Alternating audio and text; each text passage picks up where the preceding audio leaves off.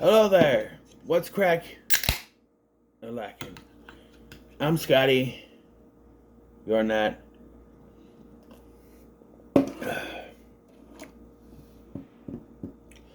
So, I watched Sinners.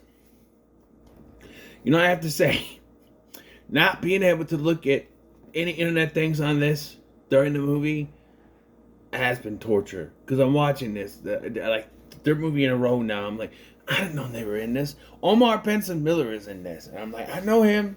He was in American Pie Band Camp, and I think he was on CSI. Omar Miller, he's in They Lost to Benson. He's in this, and just like, yeah. Not usually I like to look up the cast. I can't even do that.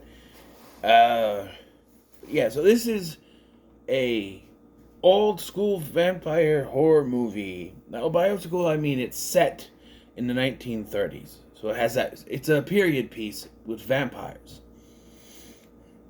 Yeah, and it stars Michael B. Jordan playing two brothers, Smoke and Stack. No, that is not their real names, but that's what they go by. It was like Elijah and something else, but yeah. And they are putting together a juke house, like that. Essentially, it's for black people to play blues music and have a party. It's essentially a club for black people to play blues music and have a party and have fun. But as you could guess from the trailers that you've seen, I think I've seen one trailer, maybe even mostly just TV spots. I don't think I actually watched the full trailer. I was interested in this. Vampires come a calling, and I was surprised this all took place like overnight, right? We got Michael B. Jordan playing two different characters. Haley Steinfeld is in this, and Omar Benson Miller. And I don't think I recognize any of the other. Miles Canton, I think is his name, is new. He's a new actor, and he plays Miles, who's, while not being the main character, is the center of this story. Because, yeah, it starts and ends with him, in a way. So, yeah. You know what? I'm gonna pull up Wikipedia now. Actually, I think I actually have it pulled. It's pulled to that page, so I don't have to worry about searching it. Soon as it loads, All right, go down. Juke joint is what it's called. That's right. So I'm gonna. It's a bit of a rant because I don't get this. They made a big deal about this in interviews. I remember hearing about this, and I'm like, that's not how it works.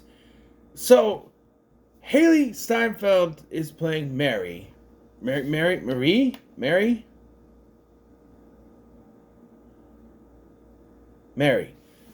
She is written as being passing for white.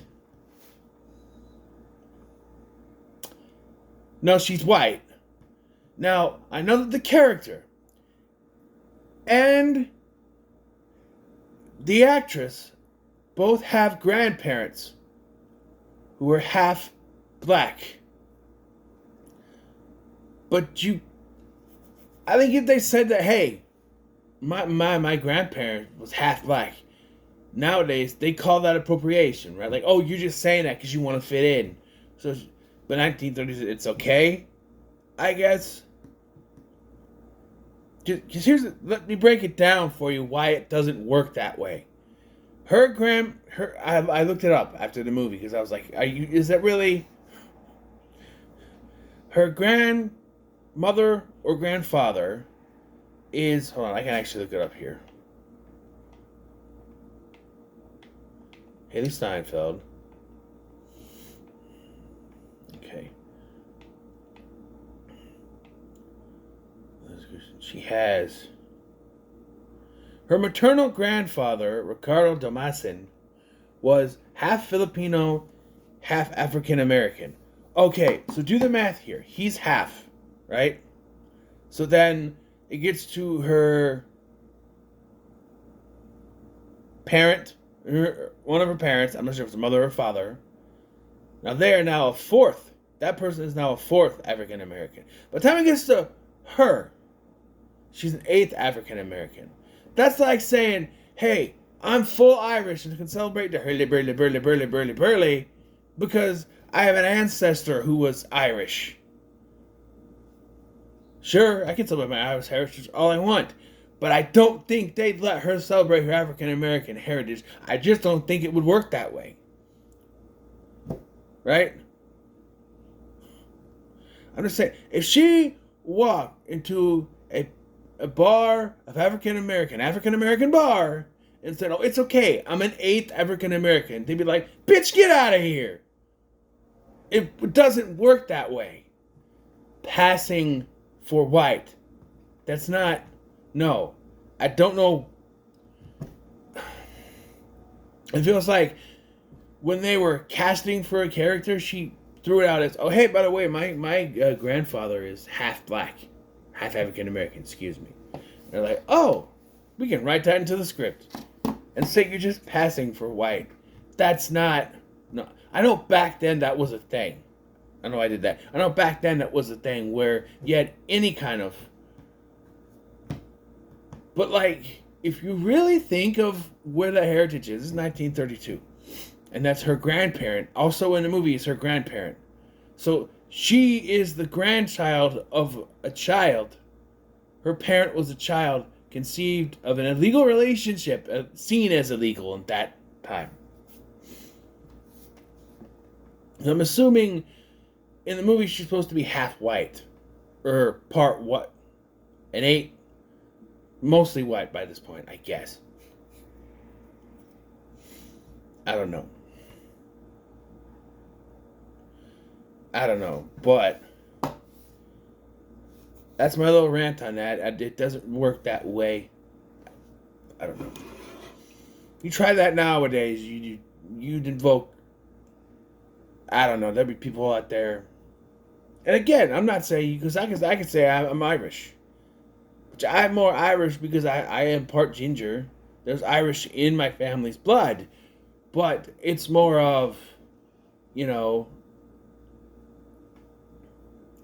I'm more Irish than she is African American. I'm just, and it's also a different side of things when you think of, I can walk into somewhere and say, hey, I'm part Irish. But okay, she walks in, like I said, walks into somewhere with mostly African American people and tries to proclaim that she's part black. They're gonna kick her out the door. Most likely. I don't know. Anyway, yeah, she is Smoke's Stack's ex-girlfriend. It's very hard, but they do a good job. Michael B. Jordan does a good job of portraying two different characters, and also they are separate during the opening of this movie. Actually, the very opening of this movie sees Sammy showing up. I didn't realize that this was, I'm like, what was that opening for? And I'm like, wait, was Sammy that guy? I don't want just to assume that it's not, and it was just some sort of opening, because I'm not, I'm not saying, I'm like, was that him, or was it not? Turns out it was Sammy. They show it again, but I'm just like, yeah, I don't know. It was a weird opening. Actually, he says Sammy, doesn't he? I'm stupid. Because the guy goes, Sammy! When he comes through the door with scratches on his face and everything. So, yeah. And they work for the mob in Chicago, apparently, because this is the 1930s, and that was that Prohibition. This is during the Prohibition era, right? Well, they were able to sell alcohol in the middle of nowhere in the country, right? By the way, so there's not a lot of vampire stuff through most of this movie. It kind of reminds you of From Dusk Till Dawn, where they build up to it, right? They build up to it, and if I need anything, I'll turn it back on. And I think it works. It definitely works. So they rent this building for the juke joint from this obviously racist guy named Hoghead or whatever, Hogswood. Yeah. It turns out that he is connected to the Klan. Yes, that Klan. But we see that there's this Irish immigrant. I'm doing this because he's supposed to be Irish, but he talks with a southern accent. And I'm just like, if he's supposed to be, again, generations. I don't speak with an Irish accent, but I'm descendant from Irish people. He's supposed to be an Irish immigrant. So why is he all speaking like this? Huh? He's being chased by Indians. That's what he says. Native Americans are chasing him. And they know there's some, he's like, you don't understand. He's something different about him. And he's talking to the wife. And then she's about the husband. Well, there's people out here. And we find out her husband is getting bit in the basement and turned into a vampire. She gets turned into a vampire. And then later it's revealed they're actually related to Hogswood. And we're supposed to rustle up the Klan to kill all of the African American folk at the juke joint. But they come back around to that, and it doesn't really make much sense to me, but we'll get to it. But, so yeah. And the Irish immigrant guy's name is Remick, which is an Irish name. Hey, Remick. That's Scottish, I don't know. Remick. It's an Irish name.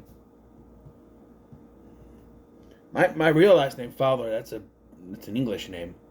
But that's on my dad's side. I'm Irish on my mom's side. I don't know what my dad's side is. I hadn't seen him since I was 3. Anyway,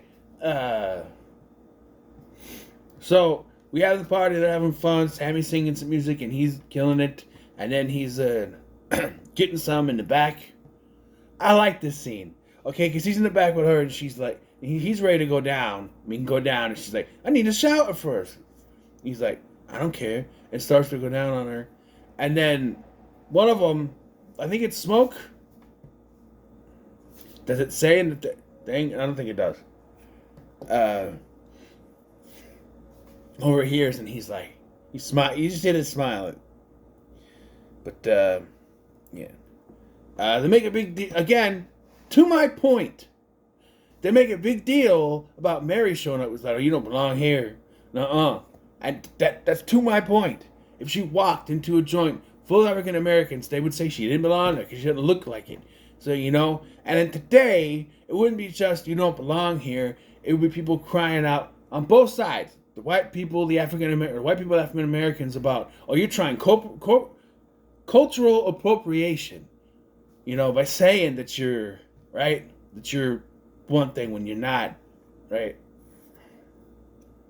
No stitches. But yeah, they make a big deal about her being there, but then she was Stack, he's like, oh, I don't care. And then they sort of just gotta dance and they flirt and everything. But then, all good things must come to an end. Remick and the other 2 racist people show up. They're like, oh, we heard you all playing music. We want to play too. And they start singing a song about picking the bones, the bodies clean. And they're just sitting there like, oh, not bad. I'm like, no, they're singing a song about killing you. Hello? McFly? They're basically singing a song. They're basically telling them in song they're going to kill them all. I'm going to pick the body clean. Yeah, yeah. I'm sure I'm out of tune, but no, auto-tune. Out of tune. Auto-tune me. I'm just like, yeah, they're trying to warn you, but they can't come in because they have to be invited. Which is one of the only rules that they follow besides the stake with... I think the staking is supposed to work too, but that's the only rule that that and the staking are the only rules and the can you get by the sun. Which makes it a better vampire story than than the Zombies 4 because vampires can actually not exist in sunlight, but they're fine because it's a Disney movie and. But yeah. And I don't know why, but for some reason, Mary goes outside and finds herself with Remick and the other two. And then we hard cut back to the party, and then Mary shows up, and you go, no. Because now she's asking to be invited in by Omar Miller, and he's just like, no, Cornbread. His name is Cornbread. Because that's a name. In the 30s, maybe it's a name. I don't know. It's African American name in Cornbread. I'm sure it's like not a real name. It's like Smoking Stack is not the real name. But she's let in. And, yeah. So, I'm confused. Because I guess you have to be invited in every time. Because she's invited in. She bites Stack. And he's pronounced dead. And he turns. But then later, they're all standing outside and like, you gotta invite us in, let us in. And I'm going, according to the vampire rules, Mary can come in. And since Stack was turned in there, he can also come in. But also, per rules, nobody owns, like, if they went into town and killed Hogswood, they could all just walk right in. Because, according to vampire lore, if you kill the owner of the house, then no one owns the house, and then they don't have to invite you in. I got that from Angel. So if they went and killed Hogswood, who owns the house, then no one owns the house, and they can walk right in. But they don't go by that. They also don't go by the rule, because they're like, well, if we kill Remick, everyone's going to turn back. And no, that's not how it works. I'm like, yes, it does. I'm sick of... That's exactly how it works. You kill the vampire that bit them, or the leader, the alpha, whatever. You know, it's if you kill the vampire that bit him, so whether it's him or the other two racists, you kill those three, they should turn back. But not according to this movie, because they gotta... Yeah, they gotta lead to the ending, which is a pretty good ending, but... Yeah, and eventually, I was smacking my head so hard. So, everyone starts to leave, and as they leave, they're turned. So there's still some people inside, like Smoke, Sammy, Slim, and the Chinese lady who's waiting for her husband. Her husband has obviously been turned. And they're like, oh, why don't we're going to go into the general store. We're going to go after your daughter. Now, you're led to believe from this scene that once you're turned, you don't care anymore. You're not the same person. But the ending contradicts that. Because obviously, the ending contradicts that with Stack. So I don't know why the guy just allowed his daughter to be threatened. If they're still the same. They're just vampires. It's also very confusing. Because in some cases, in some vampire stuff, you get bit, you're not necessarily evil, you're still the same, you just feel that bloodlust. Here, it's, oh no, you get bit, you're evil. Right away. No matter what. Because there's some sort of thing where he has this power to sense and feel everyone. And they're there because they want Sammy? Because they felt him and they want him. It's never really clear why they want him. They just want him. But because they threatened the daughter, the Chinese woman, she freaks out. Grace, I think her name, she freaks out and like, come on in, motherfuckers. And everybody just comes in and it's a slaughter. Almost everybody dies. Pretty much except for Sammy and Smoke, actually. We get a fight between Smoke and Stack, but neither of them can come to terms with killing each other. And it's down to Remick runs out. There's like a lake in the middle of nowhere, apparently, that they're in. And so, like, at one point Remick starts smoking, and I went, because they do that, Heavenly Father, hallowed be thy name, thy kingdom come, that whole thing. and he starts to steam, to smoke. I'm like, oh shit, he turned it into holy water. No, he's smoking because the sun's coming up. But it does... I like this movie, okay? I liked it. It's going to get a high rating. But if the sun's not all the way up in the sky, it's not going to affect them. Like, okay, not all the way up, but it's got to be raising up somewhat. The sun, which by the way raises faster in movies than at all in real life, is barely up. It's barely over the horizon, and he's smoking like it's hurting him. And I'm like, no, it wouldn't. He could kill Sammy right now, and they wouldn't get far. But no, the sun comes up, they all burn, and smoke comes to save the day before that, and yeah. Then it becomes a gangster movie again, because Smoke tells Sammy, hey, get out of here, go home, never look back. And I do like when he's talking about the guitar, he's like, man, bury that guitar. He's like, I can't. It belonged to something or other. He's like, well, who told you that? Stack? You lying. It's our daddy guitar. Like I said. But yeah, so he sends Sammy home, and we see that the opening part. But Smoke. Well, Smoke.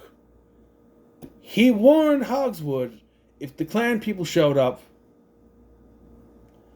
he'd kill every single one of them.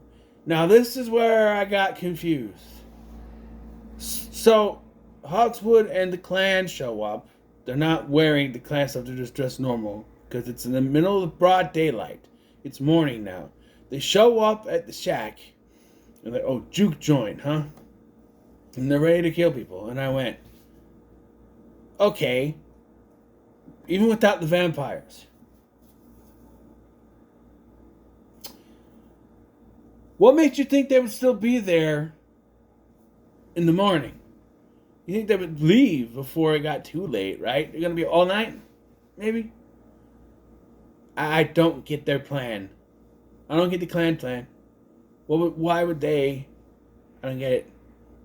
I just don't get it. Why would they wait till the next day to attack? Why not do it at night?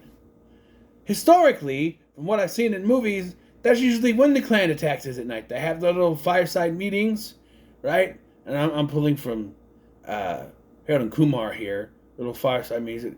In many movies that you see, they have little fireside meetings and stuff, and they're ready to go do it. So why didn't they?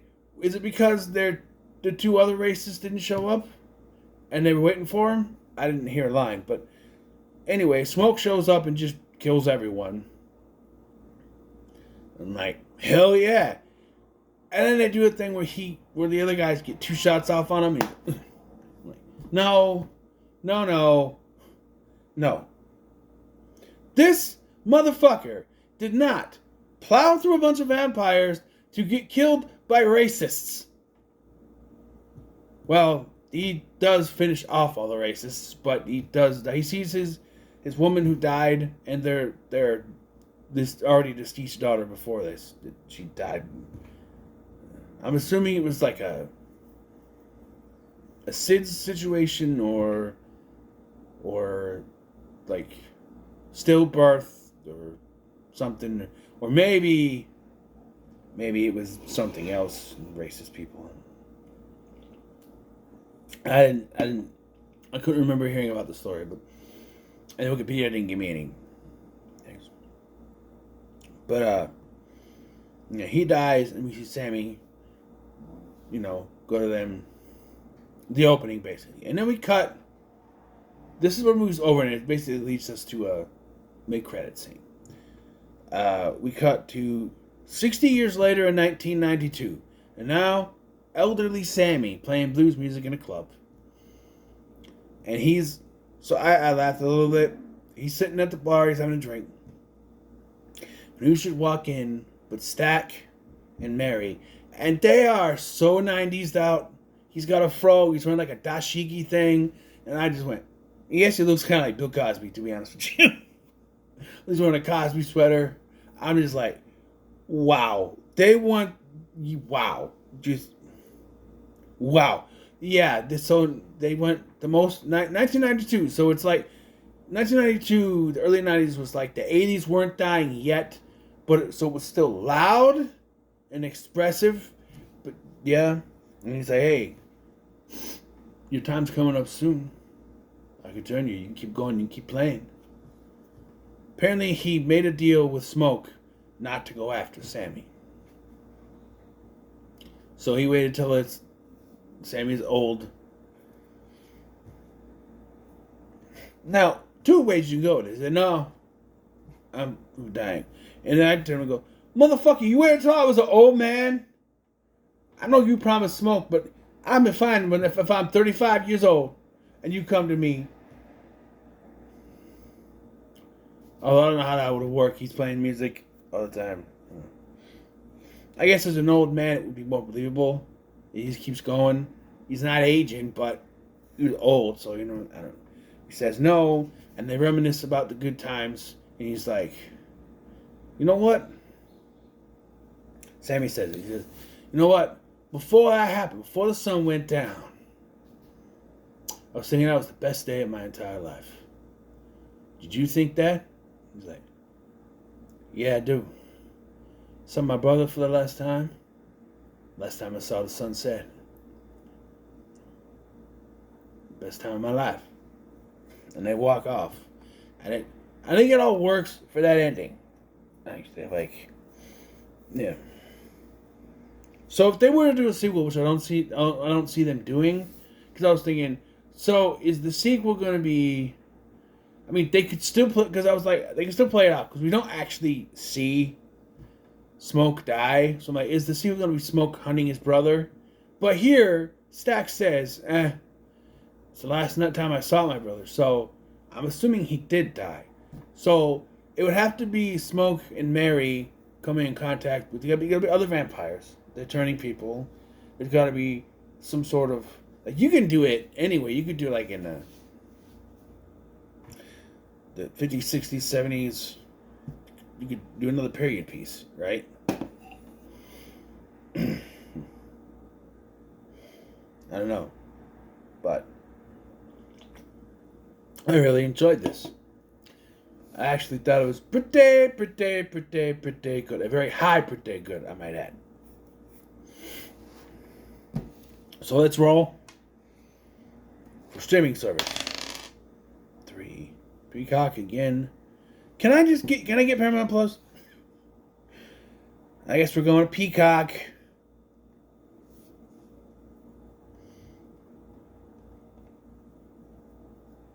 No, stop playing. No.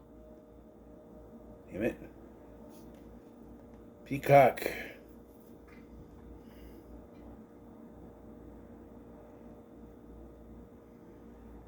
Movies. Rolling for genre. 2. Comedy. Well, browse by genre. Comedy. There we go. All right. Now we roll. Don't drop it, stupid. 2. Friday.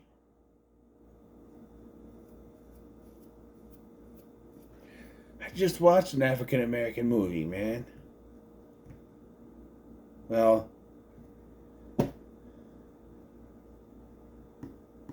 actually, I think it's disqualified because I've seen this movie. I've seen it. Not all the way through, but I've seen it. So I can't. So I gotta re-roll. 5. Psych the movie. Seen it. Gotta re-roll. 3. Dazed and Confused. Haven't seen it. I've seen the trailer, but that was years ago. Save it to my stuff.